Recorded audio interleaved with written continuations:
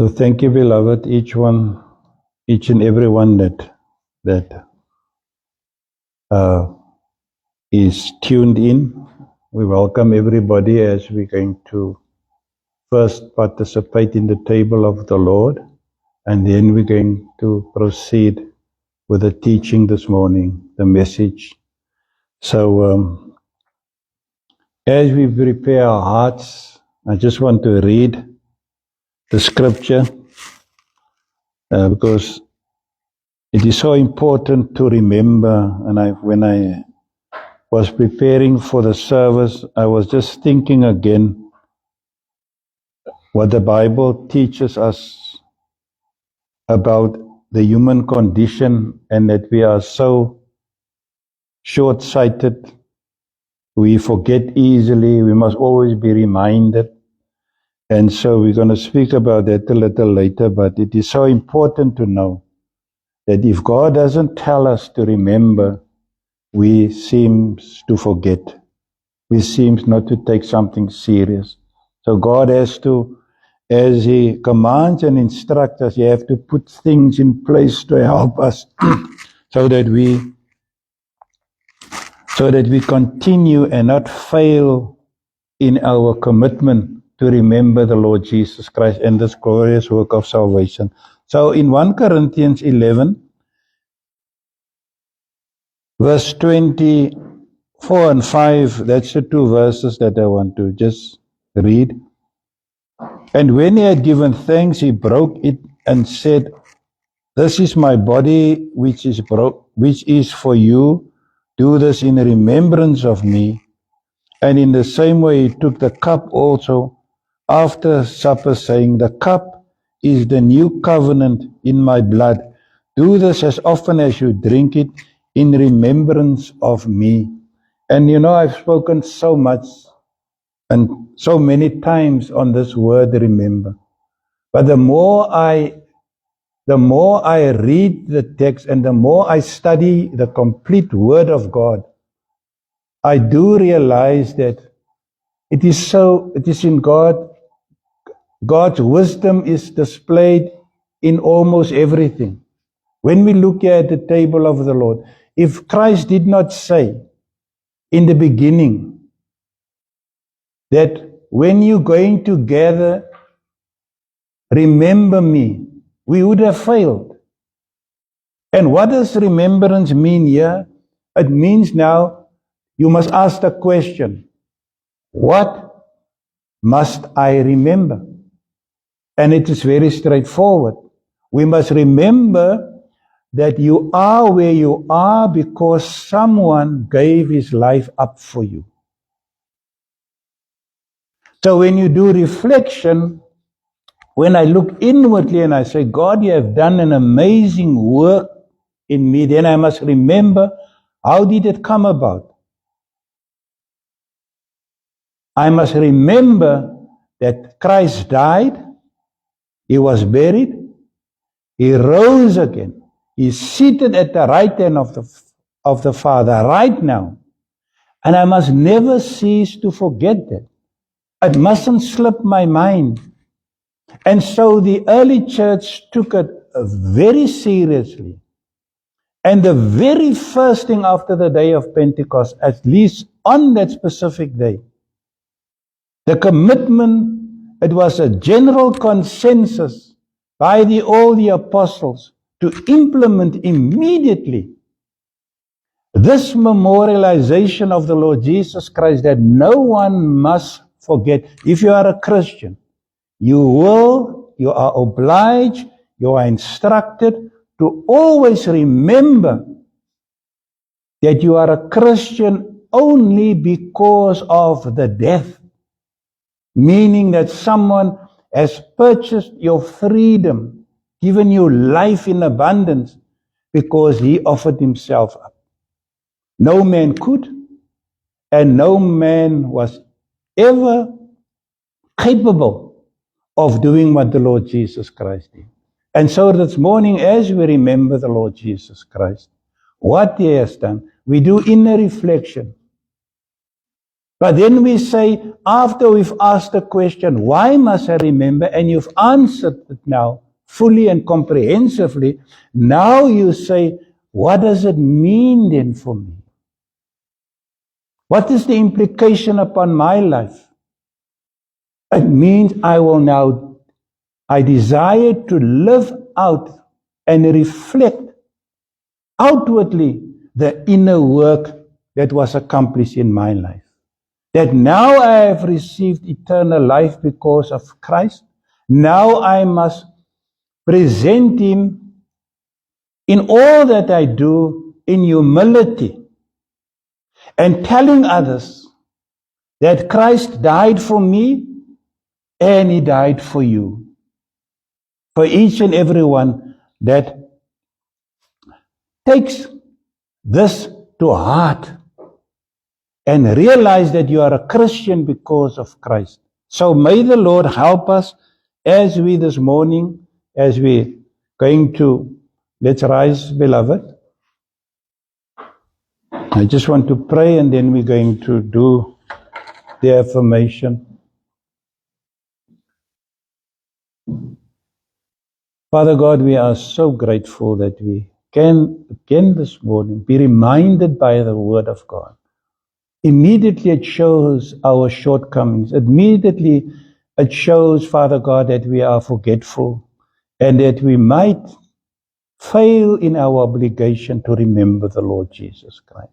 May we never backslide in this regard.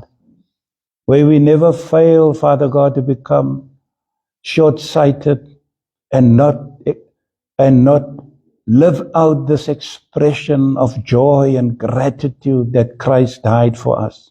And as we will partake, we pray that you would bless each and every one, and that we do so because we have been instructed and then also have been asked and told by the Lord Jesus Christ not to remember, not to forget.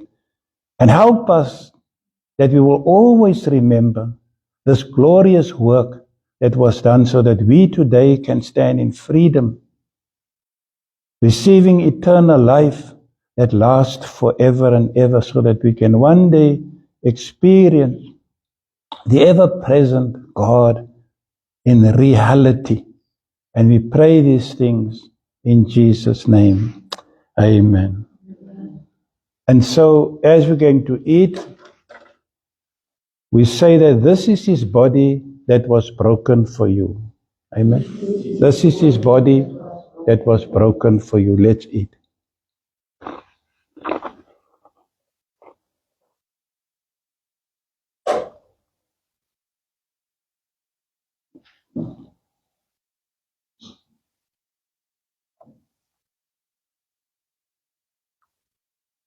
This is His blood that was shed for you. We proclaim the Lord's death until He comes. Amen. Let's drink.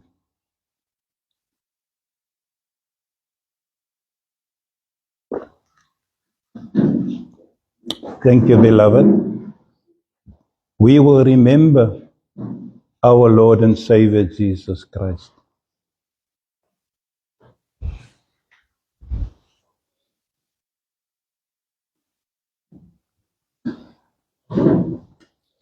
Amen.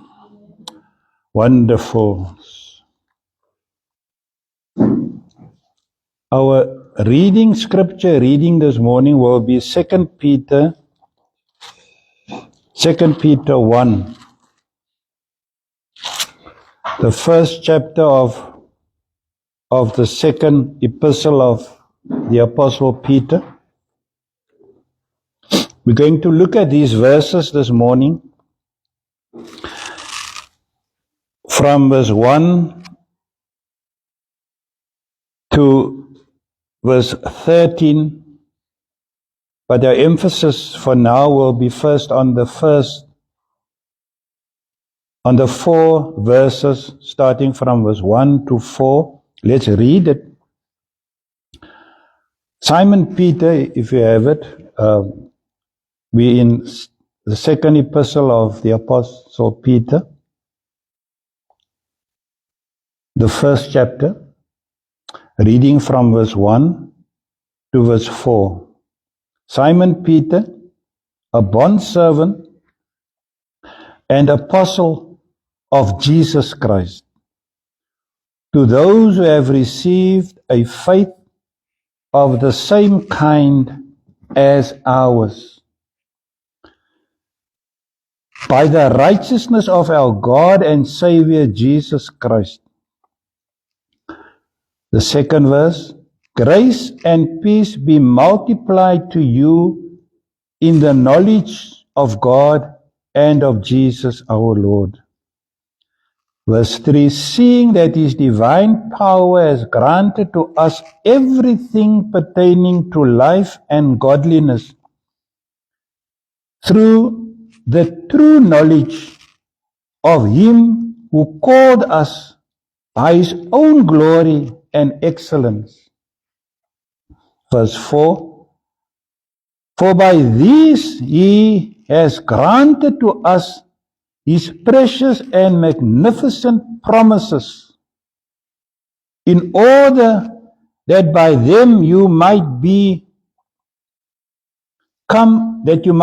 partakers of this divine nature, having escaped the corruption that is in the world by lust. It is only till here that we're going to read for now.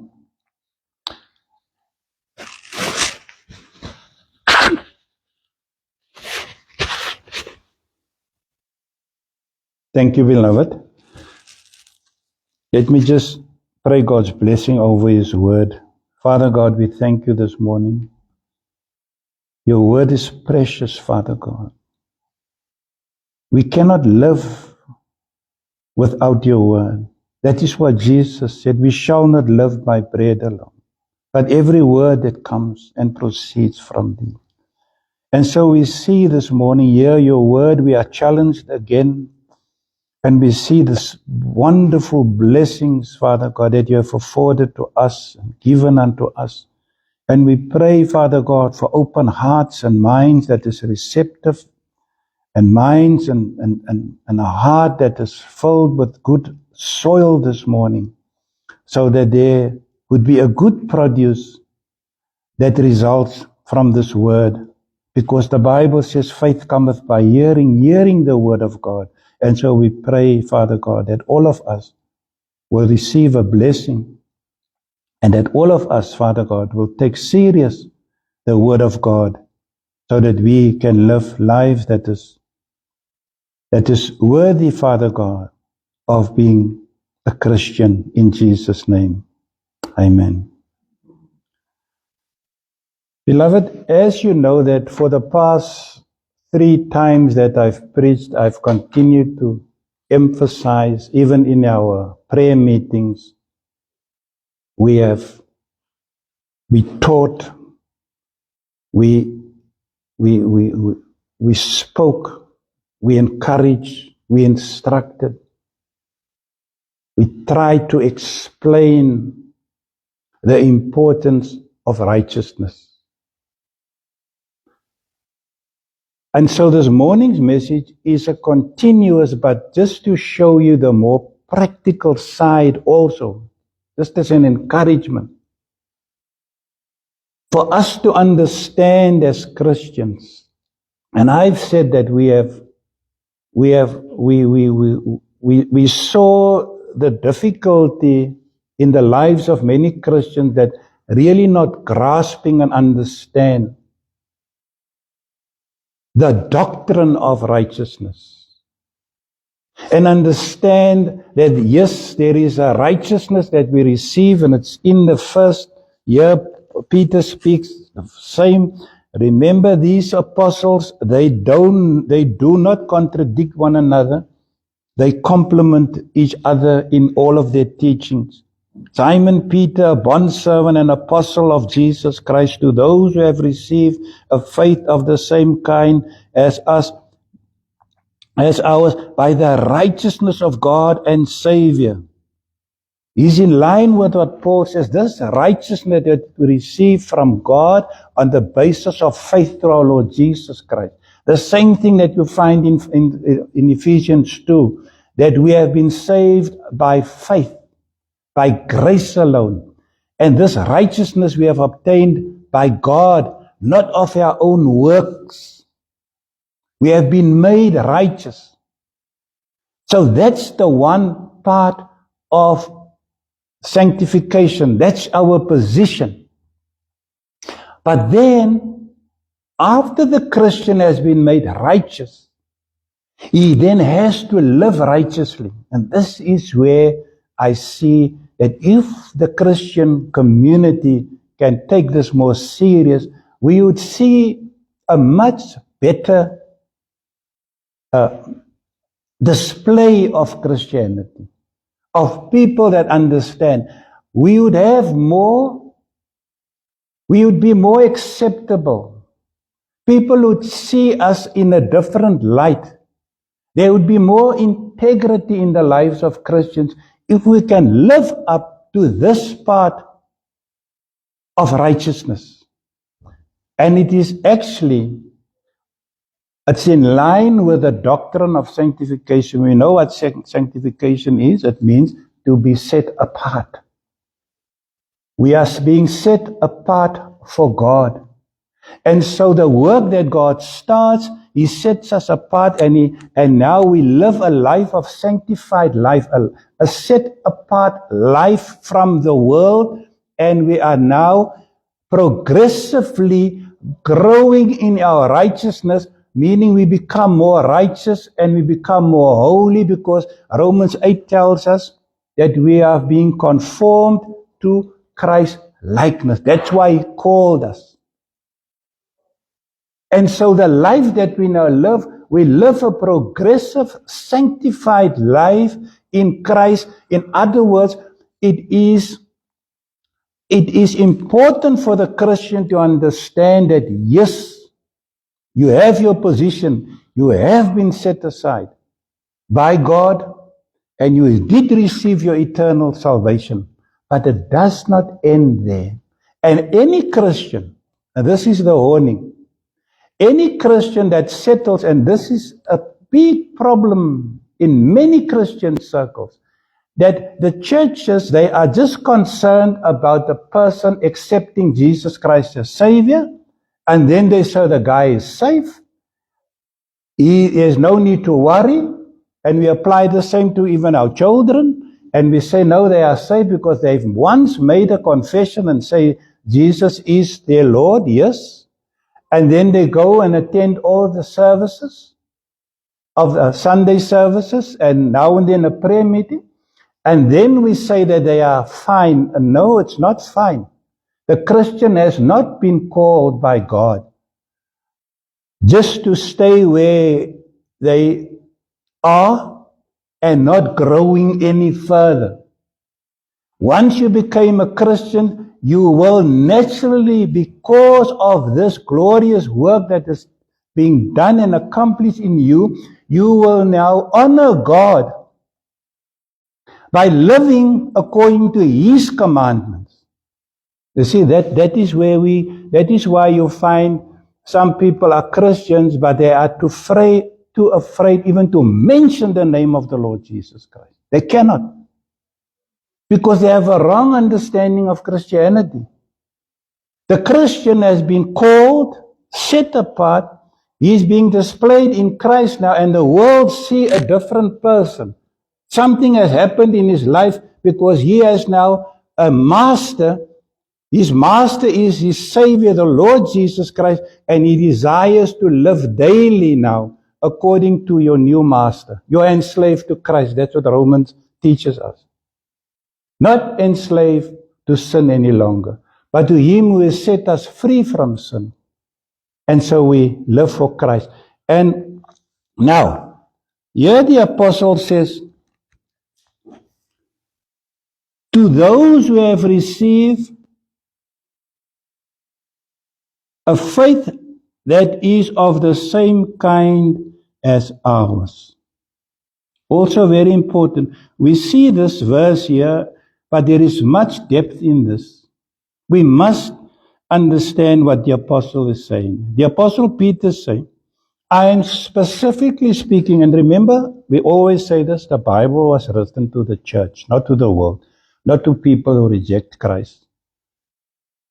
The Bible was written to Christians, but the message goes to them so that when they come in, it will apply to them. But until then, this word is for me and you, and we are disciples, and we will go out and disciple others and teach them. But this word is applicable for every person who claims to be a Christian. Peter says, I am writing to those people, those specific people who has the same faith as us. What does he mean? He says that, look, we are a special group of people. And the reason why we have obtained our salvation was because of Jesus Christ. And how does people, if you read the book of Acts, how did people come to conversion? They repent toward God. That was the message that Peter preached. That was the first gospel message. Repent toward God. Place your faith in Jesus Christ. So when you place your faith in the Lord Jesus Christ, it means those particular people have something in common. And he was writing to them. Another thing about this, every person that received the same grace, the same faith, the same salvation is equally. So there is no Christian there that has been truly born again, saved by the blood of our Lord Jesus Christ, that is a second-class Christian. If you became a Christian according to the Word of God, there's no difference between the two of us before God. We are the same level. Whether he's an apostle or the other person is a very junior person by function, with regards to function in the Christian church, they are the same before God. All of us. Christ died for all of us. And we are equal in our faith. He writes to them to say, those who are of the same kind, because he's now building up something that he wants to explain. And so he needs to settle that, to say, first and foremost, don't regard yourself, if you are a Christian, as inferior to any other Christian. And this is what we need in the Christian faith. We need more people to become bold and stand for your faith. You don't need to shy away. You don't need to feel inferior or timid. You can always rise to the occasion as a Christian. You can always act boldly and confidently, because you see, the salvation comes from God. And the salvation that we have received is a full salvation in order to save us. And that very same salvation that we have received, that faith that we receive, is then to carry on boldly as a Christian. Because now God starts the work in you. That's your position. God has saved you. But now, God is the one that helps you and gives you the grace to be able to walk confidently and boldly. And so this is why he's building up his introduction here. Grace and peace be multiplied to you in the knowledge of God and of our Lord and of Jesus our Lord. Grace and peace be multiplied. Now, here you can see this is an apostle that has the heart of his people, of the church. He has their interest at heart. That's what I want to say. A man, a leader, that can always enter his conversation his preaching, with the understanding. Let me make it easy to understand this. Hebrews 12 teaches us, let no one come short of the grace of God. As I've said, we are all equal. We have received the same faith. Whether a man regards himself in his function as an apostle, or the other one as just cleaning the church, and sees himself as he's not even a strong intercessor, or he doesn't know the word of God, we are equal before God. You have been saved. That's your position. But then again, the apostle comes and he gracefully communicate with the people, and he say, with the believers, and he say, grace and peace be multiplied to you. Now, we hardly speak about this, or we hardly experience, we don't mention it. We do experience from, in various groups, you see the heart of the leader, of the elders, of the pastors. But that is what the Apostle Peter is teaching leaders. That's the example that he set here. The Hebrew writer says that no one must come short. In other words, it does not matter what we think of you. It does not matter what others think of you. What is important to understand, that God has said that you should not come short of grace. Nobody should undermine you when it comes to the grace of God. And we must learn this to understand that when we deal with Christians, that every Christian, like I always say, every person, if it's in your own family or in your circle, every person deserves the dignity, because that comes from God. Because if I want to be treated in a dignified manner, I must treat you in a dignified manner. So the same principle, no one must come short of the grace of God. Instead, the apostle is doubling down here. He's saying, we multiply the grace of God to you. Because it's important for a Christian. It is important for you to know your position in Christ, you see. It must be affirmed by others.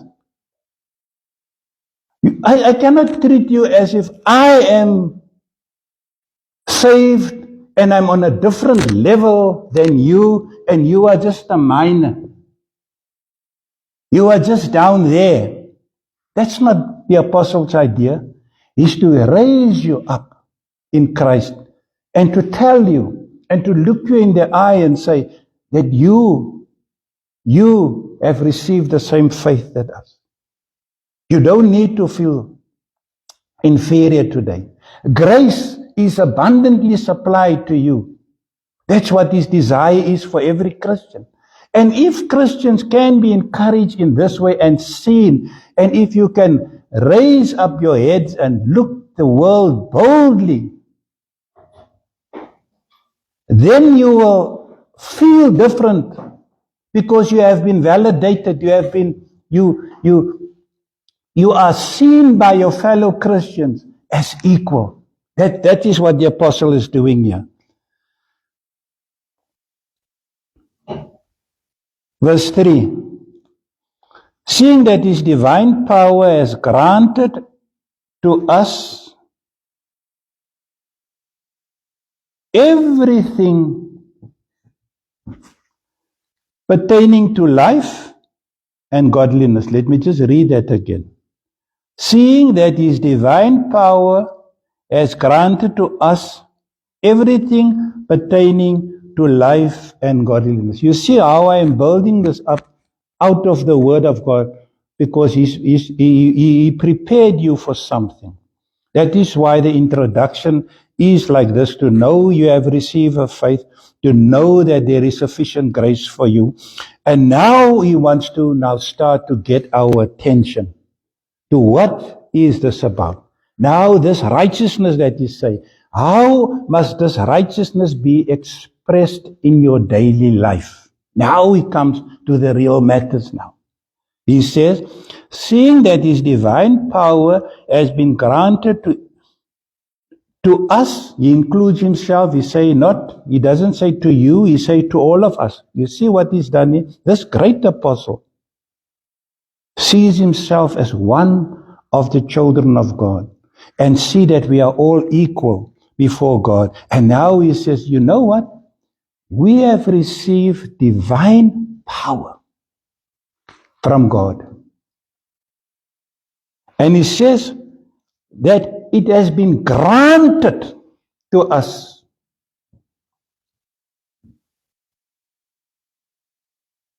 Everything that you will ever need as a Christian, everything that you will ever need as a Christian, you have been saved now. You are in the same faith. You have been made righteous. You have received grace in multiplication. Now that you are ready, steady to go, remember this.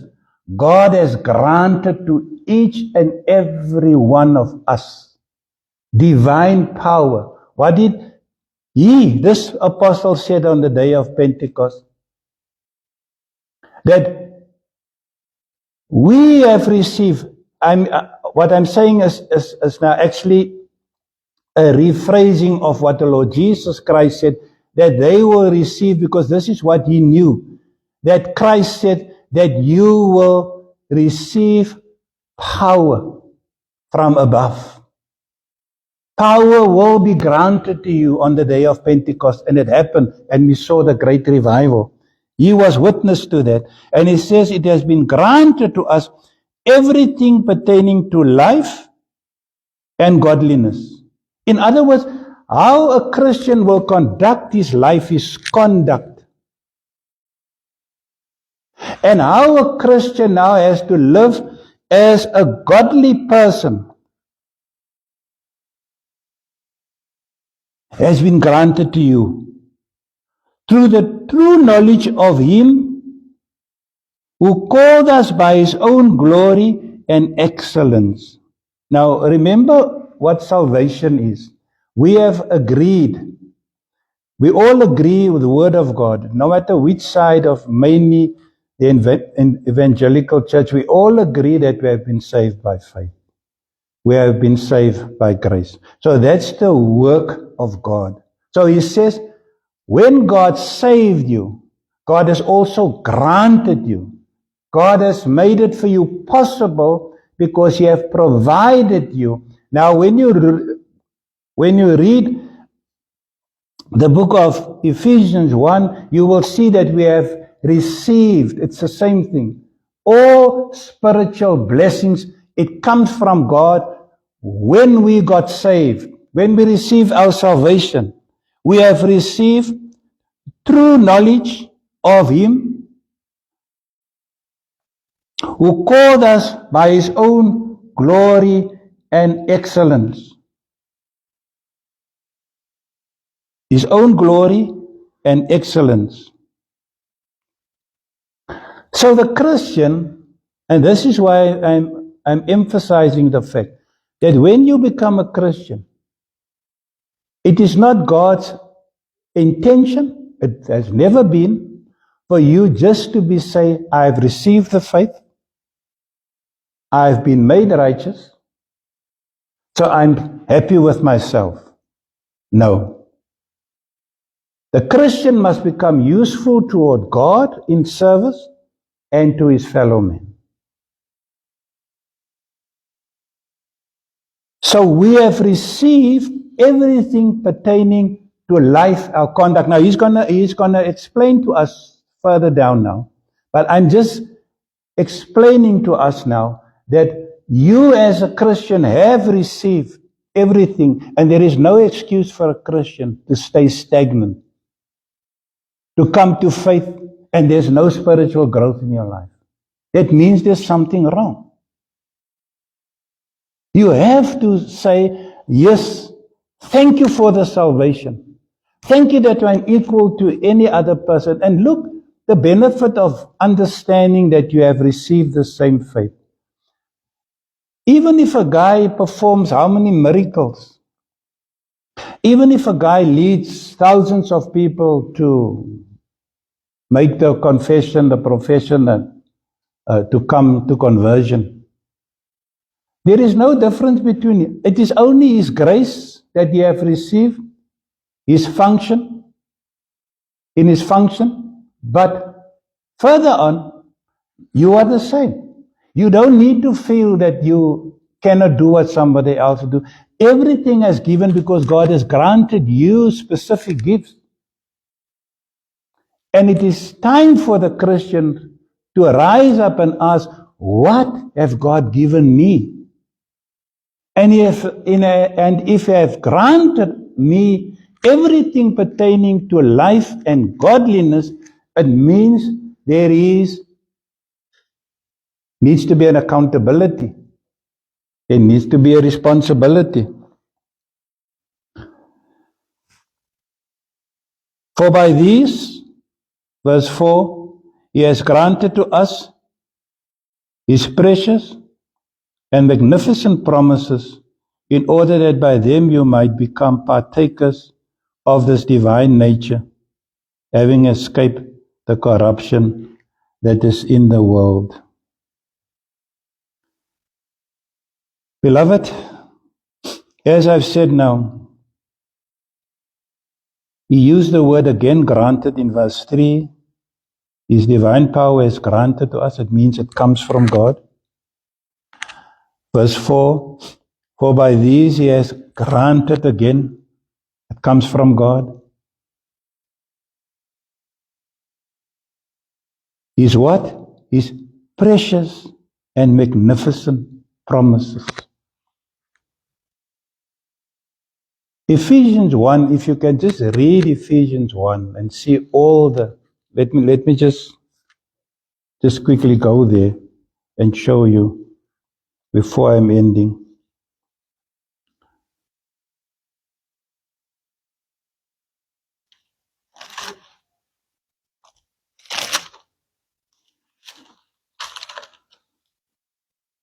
There are 7, the same with when you're going to do from verse 5 to 7, you see there are 7 attributes, 7 expectations, 7 applications that the Christian, that the Apostle Peter says that we have to work at.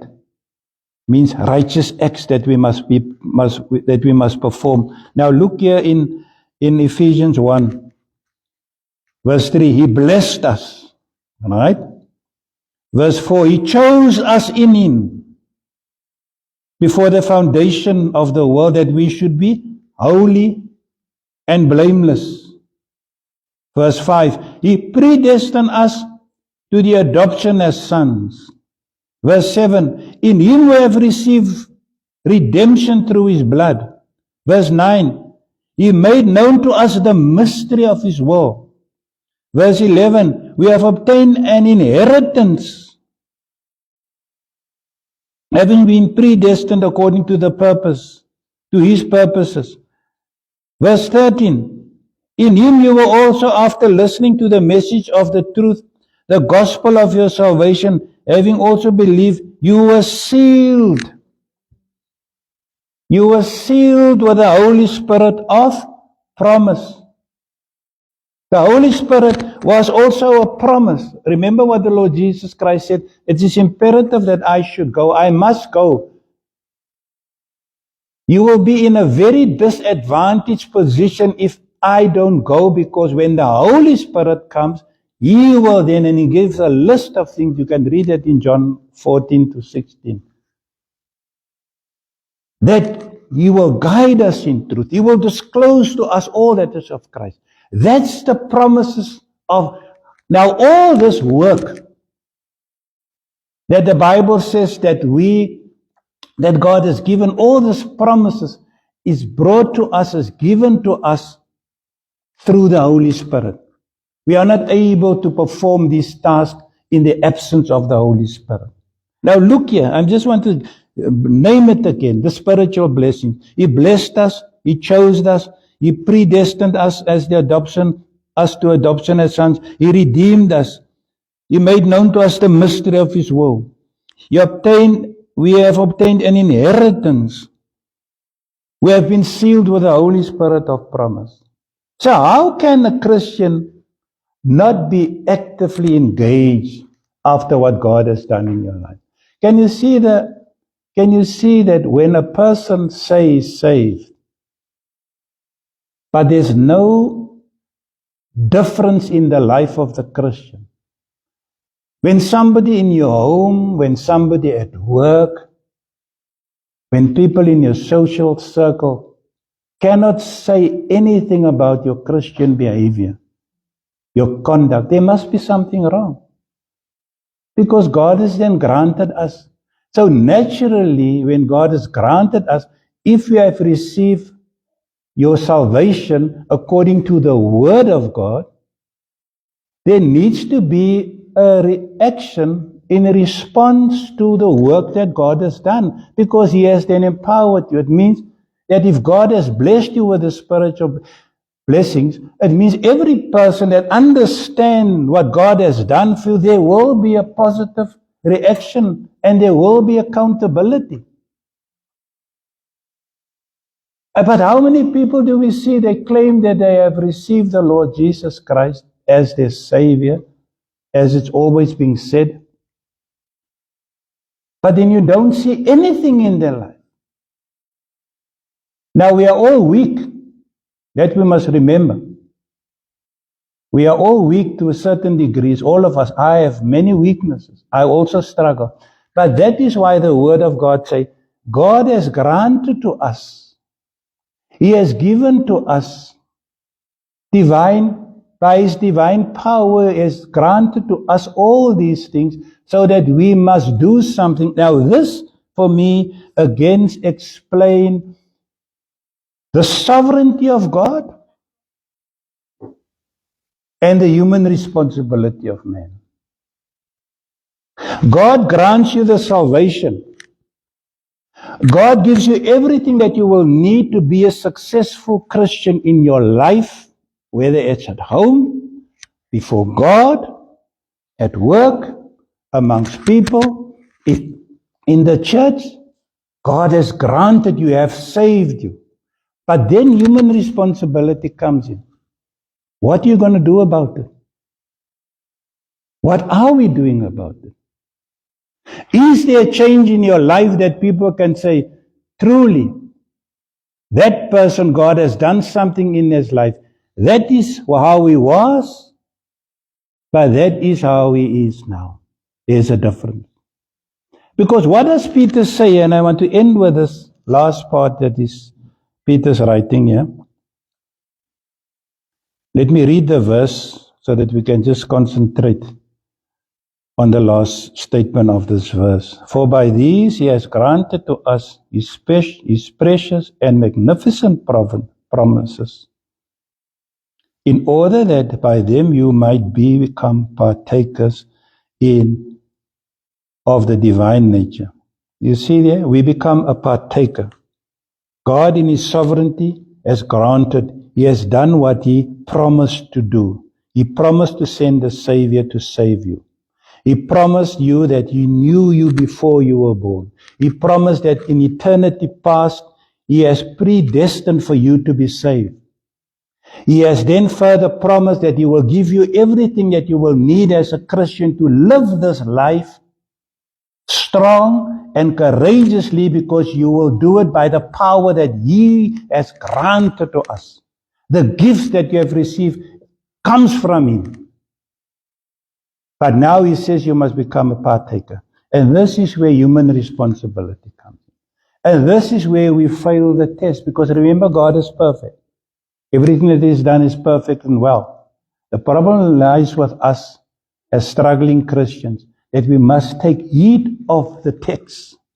Now, why am I speaking on this? I've been covering righteousness and that we must live righteously.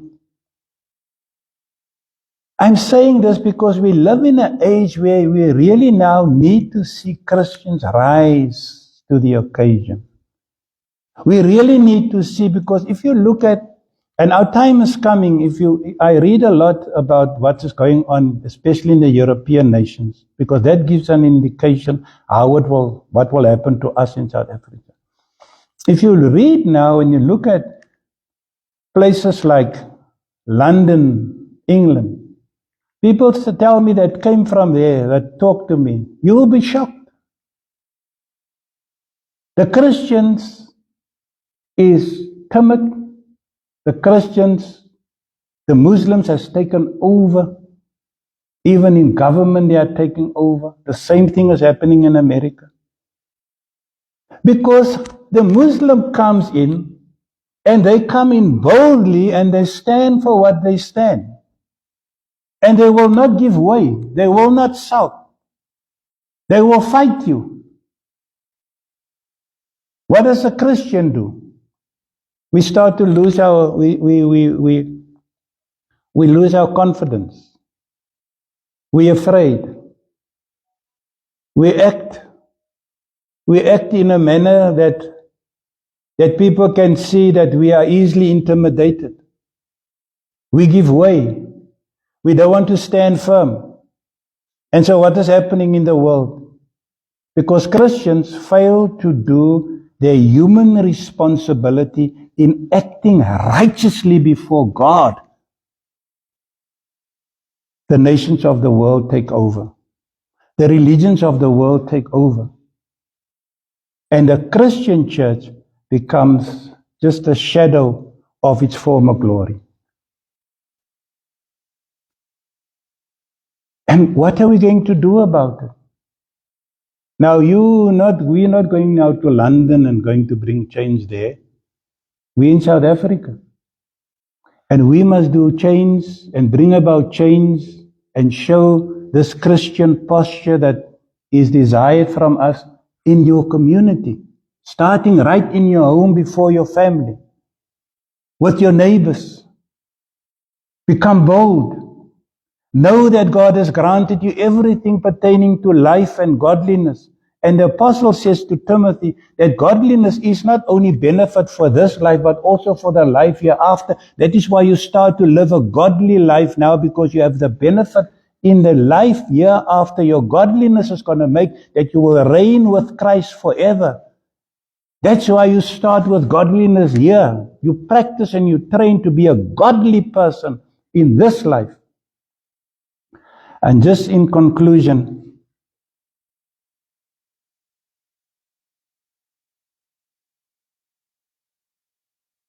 having escaped the corruption that is in the world by lust. God has saved you and provided a way of escape from this world that is driven by lust and greed. God has saved you and set you apart from this world so that there is a distinction between the Christian and the non-Christian. You should see in the life of the Christian that his life is no longer driven by his former ways of lust and greed. He's not in competition with the world any longer. He's now brought, you will see further when we're going to do next time, when we go do the rest of the chapter, you're going to see that he has now been transferred into God's kingdom, and so he lives a different life. His aspirations, his desires is different, although we are still in this world. But people will see that we are not driven by what the world is driven by. Lust and greed and competition.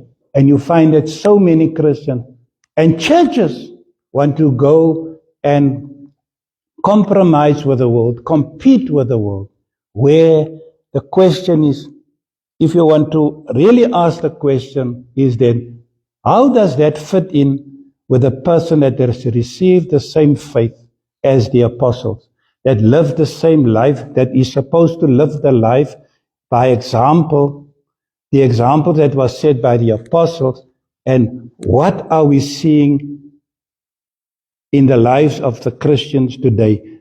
Is our life reflective of that teachings of the apostles? So, my encouragement is, beloved, if I say that I have been saved by faith and grace alone, if I have been made righteous by God, if I say that, yes, God has seen to it and God sees to it that I don't come short of the grace, that I have the peace of God that surpasses all understanding, that I have the peace that Christ says, different from the world. My peace is different.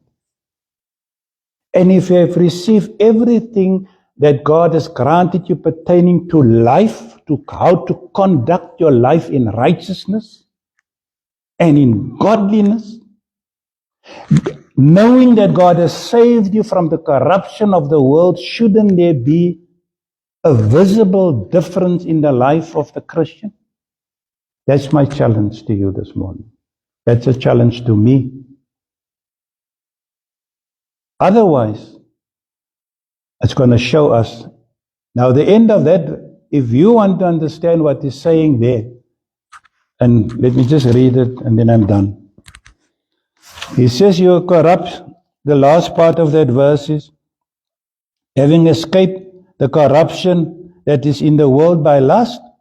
In chapter 2, he tells us that there were people that has not escaped, the people that did not receive this faith. They were with us, but they did not take the word of God seriously. In chapter 2, verse 20, you can read it on your own right from verse 17 to 22. But he eventually tells us that, verse 19, promising them freedom while they themselves are slaves of corruption, the same word, corruption. For by what a man is overcome, by this is he enslaved. He's then explaining in chapter 2, God has saved you from the corruption of this world, and yet there are people who claim to be Christians, and they are worse than they were prior to when they come into the Christian. They were amongst us, but they never took this seriously. These people that came and said, look, I am saved. But they did not understand God has granted them everything. And so what happens to them? They continue to live in that life of corruption by lust. They lived the same as the world, and they brought a disgrace to the church. So let us ponder on that. You can on your own time read again. Read chapter 1 and 2. Next time when we do the rest of this chapter, that you will have a clear idea of what is expected of us. Let us pray. Father God, thank you for your word. Your word is living and active and sharper than any two-edged sword, and is piercing as far as the divisions of soul and spirit, of both joints and marrow, and is able to judge the thoughts and the intentions of the heart. And may you judge our hearts this morning. And if there is anyone that is tuning in or listening, or that is here, Father God, that desires to be a more serious Christian pertaining to the righteousness that we receive from God with regard to all the things that we will need, Father God, pertaining to life and godliness. The promises is there, but it is our human responsibility to take up, Father God, the word of God, in order, if we desire to be transformed into Christ-likeness in this world, especially the age that we live in, Father God. Help us. May we repent, Father God, of our weaknesses, of our failing to understand the word of God. Place within us a desire, Father God, to live up to the standard which is required of the Christian. In Jesus' name, amen. Thank you, beloved. God bless you and bless his word.